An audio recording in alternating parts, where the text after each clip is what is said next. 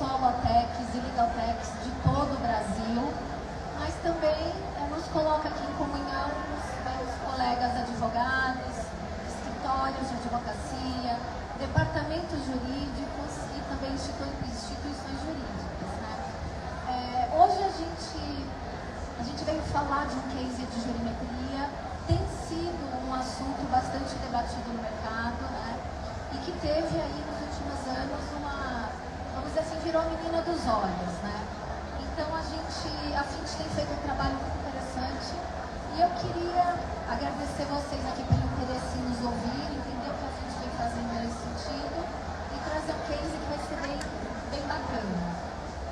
Falando um pouquinho da FINT, e aí para não estender muito, porque aqui são 20 minutos, é muito rápida a nossa interação, a FINT é uma empresa que ela nasceu de uma spin-off de um escritório de advocacia, o JBM Mandalite. Nós já fomos o maior escritório em número de advogados aqui no país. Um número que nos orgulhávamos no passado, não muito distante, mas também não muito recente. A gente tinha dentro do escritório já, e eu estou falando isso pelos idos de 2008, uma vertical de inovação e tecnologia muito avançada. O escritório já nasceu muito grande, o escritório nasceu com um desafio de gerir 300 mil ações, que foi uma operação que foi feita de um grande escritório boutique, na época que não atendia o contencioso de massa.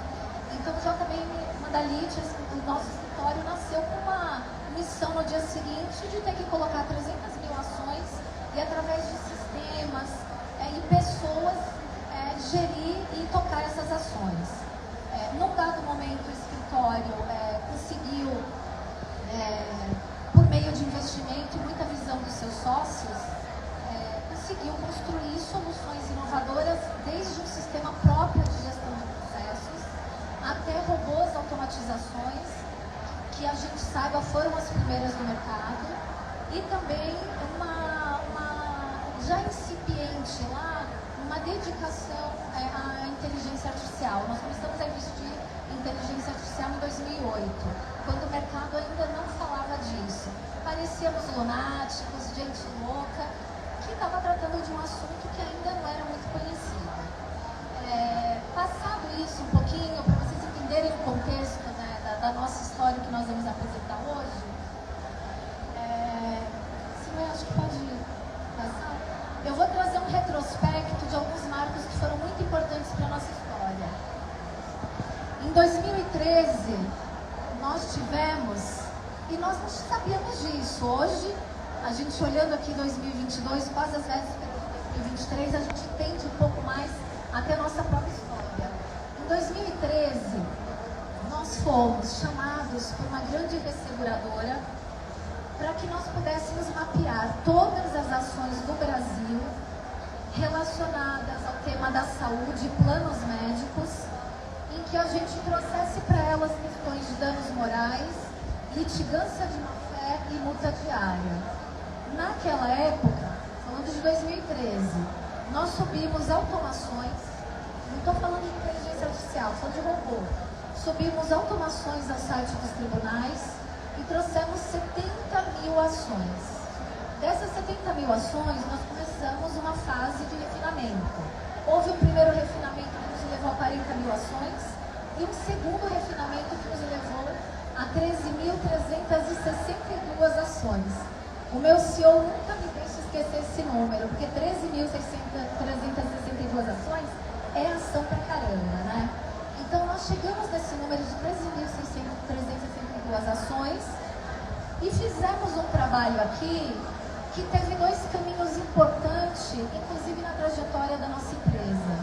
Nós colocamos 20 advogados durante 45 dias numa sala para que eles começassem a analisar cada uma dessas decisões e planilhassem na mão, no Excel, essas três questões: danos morais, litigância de má-fé e multa diária.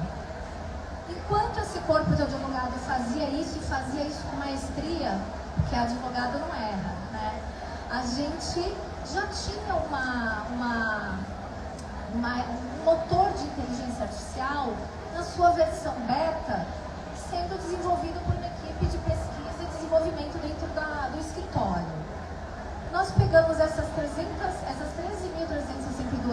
soluções. Nós pegamos um único advogado, escolhemos o melhor advogado para que ele treinasse a máquina durante 3 dias. Esse advogado treinou a máquina durante 3 dias. Nós pegamos a base de 13.362 processos, jogamos na máquina e a máquina cuspiu um resultado em 14 horas. Então, aquele trabalho que 20 advogados fizeram em 45 dias, a máquina cuspiu em 14 horas. Aí vocês vão me perguntar, mas que resultado foi esse? Não era um resultado de 100%. Não era um resultado de 100%, nem podia ser. Era o início de um trabalho ali muito grande que a gente fazia. Então, a máquina cuspiu algumas entidades, alguns resultados, com 68% de acurácia, mas alguns resultados já com 90% de acurácia. Em 2013, a gente entendeu que a gente estava validando um conceito. Estava validando um conceito importante para a gente continuar uma jornada dura, que não é fácil, nesse sentido de usar a inteligência artificial para processar imensos volumes de dados e gerar resultados de negócios. Esse é um case muito interessante, ele está publicado numa revista, The Practice, que é uma revista da Harvard Law School. Nós tivemos a honra naquela época, as coisas foram tão interessantes que Harvard veio ao Brasil e foi a Bauru, que é a cidade onde nós nascemos, onde temos a empresa, né, com algumas filiais aqui em São Paulo e outros estados. Em 2021, esse marco é importante aqui, só para eu dizer um pouquinho sobre isso, estruturação de dados. Esse tipo de geometria que foi feito em 2013, a gente não está falando de predição, a gente está falando de estruturação de dados. Durante 2013, e eu vou pular para um outro marco muito importante, que é 2021, e não pensem que nesse período de ano nada aconteceu. A gente continuava processando geometria e uma série de outras soluções que o portfólio da FIT tem. Mas eu trouxe um marco importante para vocês verem o quanto é importante a decorrência do tempo e como não é fácil. Nem fazer a geometria, nem mexer com inteligência artificial. Em 2021, nós trouxemos aqui o ano passado, a feira não foi presencial, ela foi virtual, mas nós trouxemos um case que ele tratava um cliente do setor de energia muito grande, nos procurou tendo 3 desafios, que era o desafio da revisão de contingência, como eu posso melhor provisionar para alocar os meus recursos. Ele queria uma ferramenta que o ajudasse quando a ação chegasse, ele decidia a melhor estratégia desse processo, se ele deveria fazer acordo ou continuar litigando, e ele queria saber, para cada processo que entrasse, qual era o valor ótimo de acordo. Além do valor ótimo, qual era o valor máximo? E também ele queria um módulo onde a gente conseguisse demonstrar para ele indicadores de eficiência dos seus prestadores de serviços jurídicos dos escritórios. Então ele queria, esse era o desafio desse cliente, e nós topamos aí o desafio e juntos em colaboração, porque nenhum projeto se faz sozinho, são projetos que a colaboração com o cliente é muito importante. Nós montamos um motor com algoritmos. Hoje esse motor, essa ferramenta, essa plataforma está dentro do cliente, o cliente a usa e alimenta ela diariamente. Ela consegue hoje cuspir esses resultados. Hoje ela identifica a cada novo processo entrante qual é a estratégia desse processo. Se ele vai para acordo, se ele vai para litígio, qual é o melhor valor possível de acordo e o máximo que o cliente deve fazer. Aqui eu estou falando em predição. Aqui a gente estava falando de estruturação de dados, ali eu estava falando em predição. Pois bem, eu vou entrar no case que a gente trouxe esse ano para vocês, que é o case de jurimetria, que ele diz sobre a probabilidade de condenação e valor médio. Aqui nós estamos falando de um case de estruturação de dados e mais predição, num fluxo único, onde tudo isso acontece dentro da ferramenta sem pessoas. A gente não está falando de pessoas dentro desse projeto. Os primeiros desafios desse cliente, e aí aqui eu estou compartilhando com vocês um pouquinho o case, tá? O primeiro desafio desse cliente era um cliente com alto volume de ações, né? A jurimetria, ela tem esse condão de tratar altos volumes de dados e transformá-los em informações para decisões mais assertivas.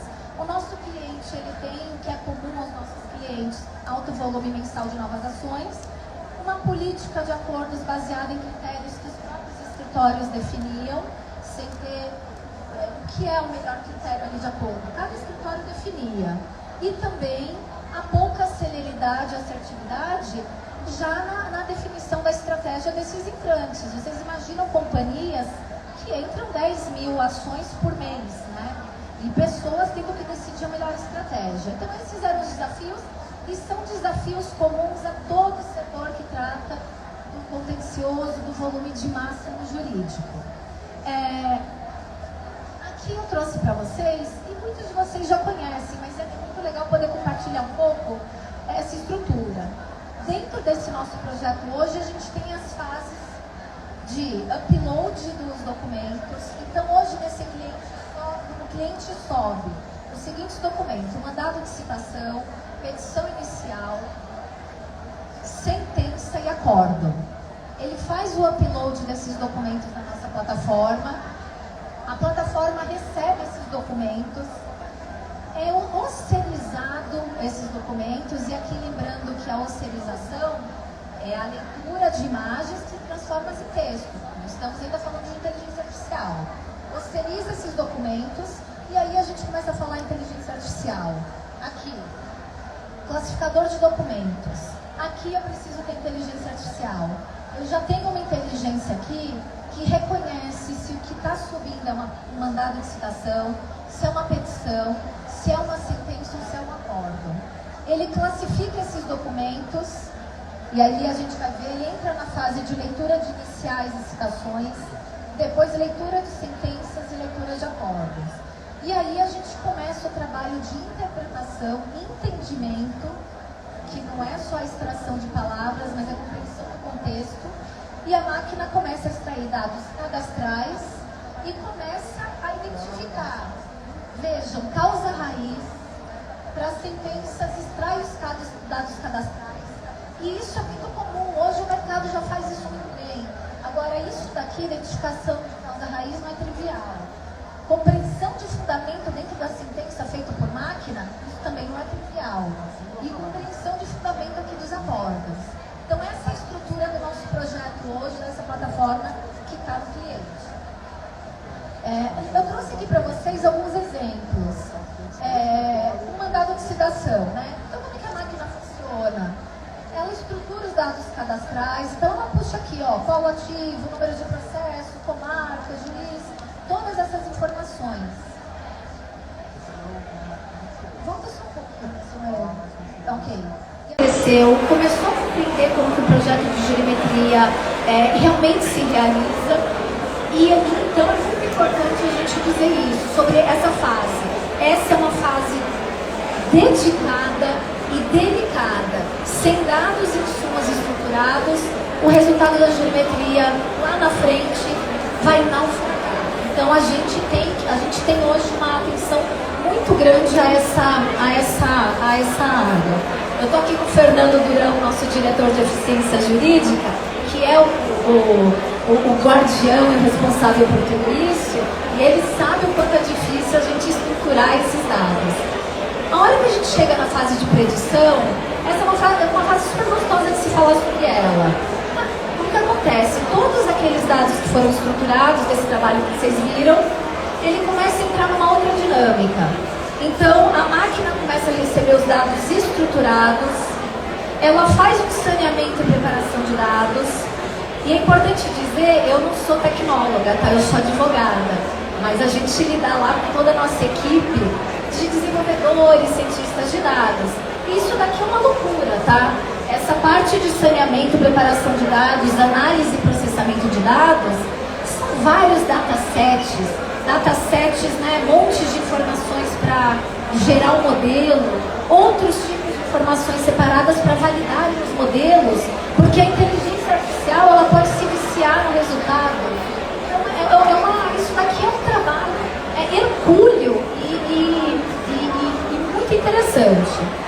Após essas duas fases, a gente tem a fase de tratamento dos outliers.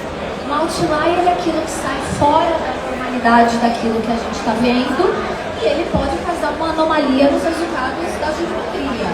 Então a gente tira esses outliers e aí a gente, depois de todo esse processo, é que a gente começa a ter a geração de resultados. Já estão me sinalizando o tempo aqui e eu vou tentar passar um pouquinho mais rápido pelos próximos slides. A fase nesse projeto que a gente está conversando hoje, já é possível a predição através dos argumentos do autor, jogadores envolvidos, unidade federativa, comarca, objeto da ação. Então esse é um projeto que nós estamos tocando lá e que tem uma plataforma já nesse cliente com toda essa entrega de valor e de resultado. Ele analisa todos os insumos do passado, ele traz isso em forma de painéis e visões e ele prediz o futuro. Eu trouxe algumas das visões aqui, como eu falei, é muito rápido, a gente vai estar à disposição de vocês no nosso stand. Algumas visões dos painéis, tá bom? Então esses painéis existem, eles são uma plataforma. A gente tem a visão analítica, então veja, indicação dos resultados da demanda, se ganhou ou não ganhou, a descrição desses argumentos, os fundamentos da sentença. Se vocês verem aqui argumentos, comprou na plataforma, produto não foi entregue, os fundamentos da sentença. Então tudo isso é trazido nesses painéis. Se a gente vê aqui a probabilidade da vitória, desculpa, eu não posso estar muito ali, senão, né? Ali a probabilidade aqui dos nossos painéis. Acho que pode passar para o próximo. Aqui a visão gerencial, já demonstrando a performance da decisão. Filtros que segmentam as análises por objeto, unidade federativa, comarca, argumento da petição inicial, uma série de clusters embaixo dessa plataforma, onde a gente consegue focar análise por documento. A gente já está trabalhando para o ano que vem no documento da contestação. E outras visões aqui, visões aqui, onde a gente traz também as características processuais, e isso é muito interessante, tá? Vocês vão ver aqui que a gente tem a fase processual por objeto, subobjeto, e do ponto de vista da tecnologia, o que é interessante dessa plataforma?